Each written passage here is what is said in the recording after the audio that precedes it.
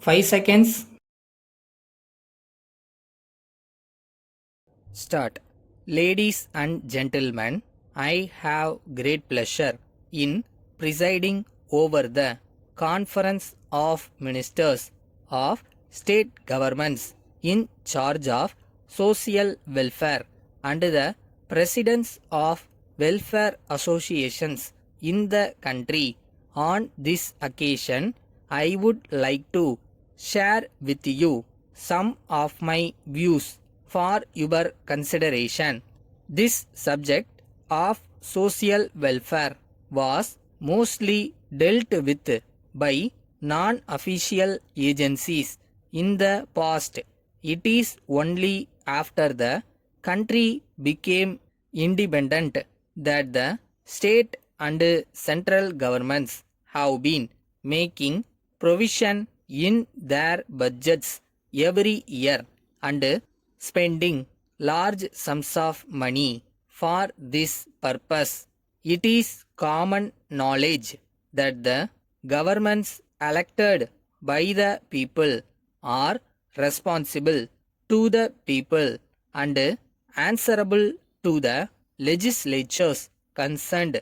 They have a responsibility to see that the money collected by way of taxes from different sections of the society is spent taking into consideration the requirements of the people and the overall interest of the country. While governments are at liberty to plan and spend for essential items of expenditure such as defense, as far as economic matters are concerned, I feel the economy of the family should be taken as the basis for planning, because when the structure of the family is disturbed for any reason, it becomes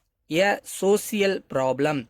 There is much talk of increasing the production of food grains and at the same time restricting the growth of the population so that the food grains that we produce may be sufficient to meet the requirements of the people.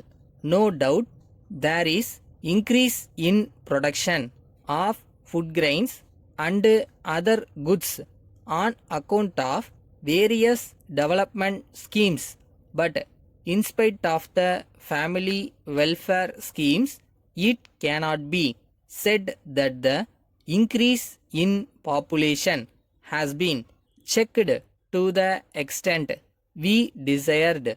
However, the government are expected to take into consideration the problems faced by the people and spend the government revenues in such a manner as to benefit them.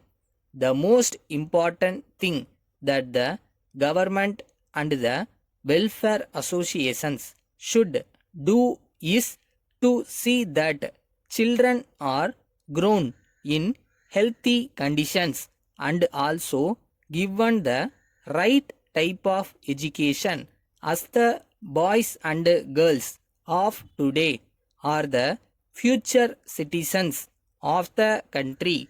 So, I request the government to take care of the boys and girls in poor families that may not be in a position to take care of them for a variety of reasons. Thank you. Letter dated 7th July from Mohan and Company, Madurai, to the stationery articles suppliers, Chennai.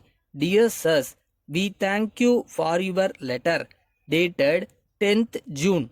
We have seen your accounts for the goods supplied to us before sending the demand draft for the amount.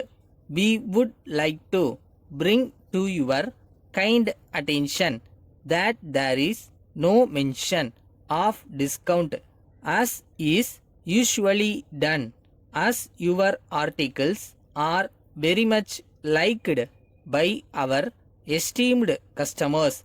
We would request you kindly to send us immediately 10 dozen boxes of drawing pencils. We have not yet received the drawing notebooks which you had already agreed to send us, as we have several orders on hand. We hope to receive the same as soon as possible. If for any reason it will not be possible to send the required quantity of the goods, we request you kindly to send us at least 4 or 5 dozen notebooks immediately. Yours faithfully.